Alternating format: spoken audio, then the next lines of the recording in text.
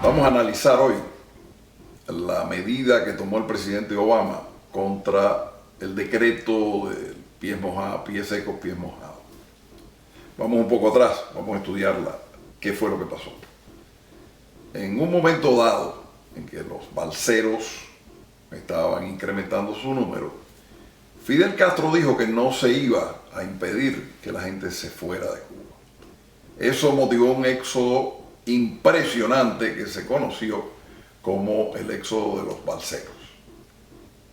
Y puso al gobierno americano ante una alternativa muy difícil, que era aceptar 250.000 cubanos en una zona como el sur de la Florida, lo cual iba a crear un desastre, o rechazarlos.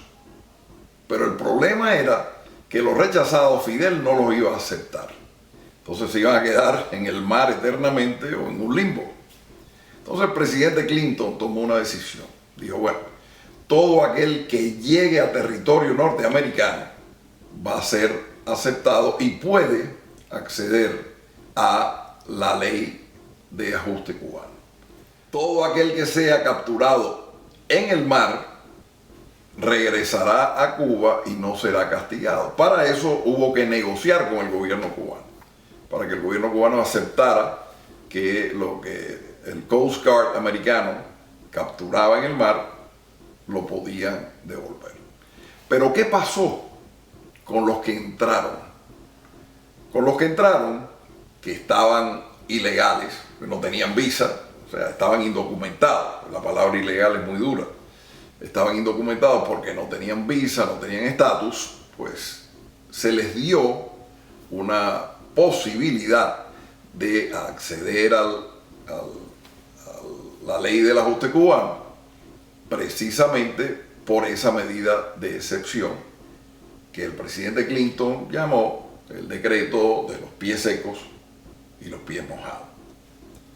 Claro, eso significaba que un gran número de cubanos podían quedarse en Estados Unidos a costa del sacrificio de los que agarraban en alta mar y devolvían para Cuba. Quizás sin quererlo, el presidente Clinton utilizó la medida más sensata para tratar a los indocumentados en aquel momento, porque era saber dónde estaban, aunque fuesen indocumentados, permitirles trabajar, permitirles pagar los impuestos, saber qué hacían y saber quiénes eran. O sea, era organizar a ese grupo de indocumentados. En este momento, en Estados Unidos, hay entre 11 y 12 millones de indocumentados, pero nadie sabe quiénes son, nadie sabe dónde están. Muchos de ellos pagan sus impuestos, pero algunos no los pagan, etc. Así que fue una medida bien interesante que manejó ese mundo de indocumentados en beneficio del país. Después de un tiempo de estar en Estados Unidos, esos cubanos se les concedía la residencia y podían aspirar a la ciudadanía. Muchos de ellos se quedaron, aceptaron la ciudadanía, son personas responsables, trabajadoras, que pagan sus impuestos y que siguen la ley.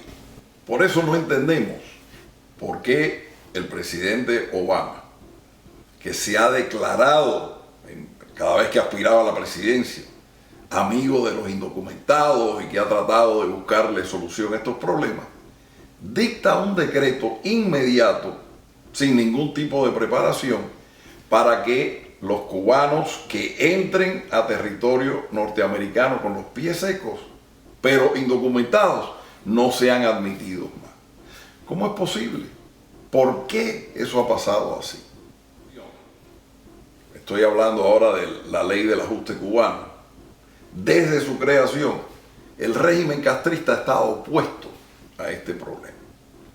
¿Pero por qué ha estado opuesto? No es porque sientan que miles de cubanos han muerto en el estrecho de la Florida. No es porque se preocupen de los miles de problemas que tienen que sufrir los cubanos que salen desesperadamente y tienen que ir a otros países para después entrar a Estados Unidos, siendo sujetos a extorsión por parte de gente que se ofrece para ayudarlos, para pasar sufriendo 1000 problemas. Eso no es la preocupación fundamental del gobierno cubano. Es simplemente un problema de imagen.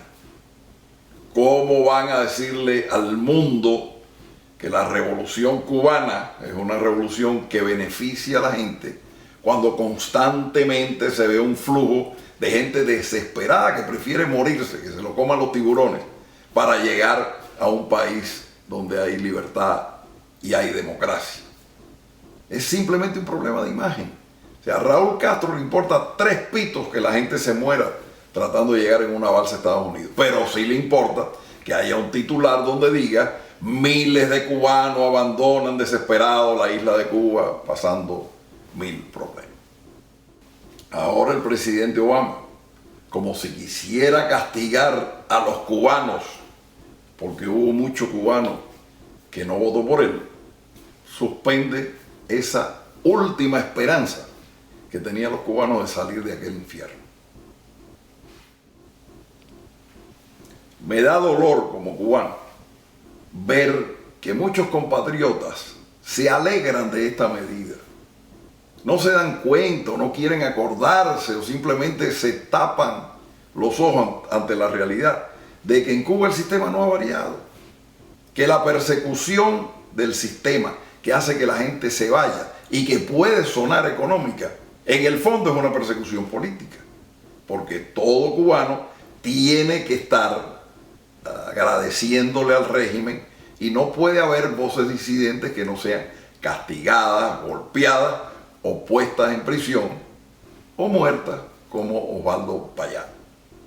Es algo inconcebible en una persona buena, en un dirigente honesto como ha sido Barack Obama, que se haya dejado chantajear por un régimen de malandros que lo que se han ocupado durante toda su existencia es maltratar a su pueblo y tratar de crear problemas en todos lados a los Estados Unidos. Porque evidentemente Raúl Castro va a considerar que es un logro esta medida que el presidente Obama ha tomado. ¿Qué nos dicen de los miles de cubanos que están en Centroamérica, en Perú, en Ecuador, en México, en Brasil, que dejaron todo, que abandonaron todo para poderse ir a la libertad, que para poderse ir a la madre patria, porque ya España no es la madre patria de los cubanos, es los Estados Unidos? ¿Y qué decir de los médicos? Estados Unidos crea un decreto fundamental que era que todo médico cubano que estuviera en el exterior podía solicitar una visa de emergencia para emigrar a los Estados Unidos. Muchos cubanos lo hicieron. Yo sé que en Venezuela lo hicieron muchos cubanos. Médicos cubanos que se arriesgaron, que abandonaron absolutamente todo. Y cuando fueron a la embajada americana le dijeron: no te podemos dar la visa todavía.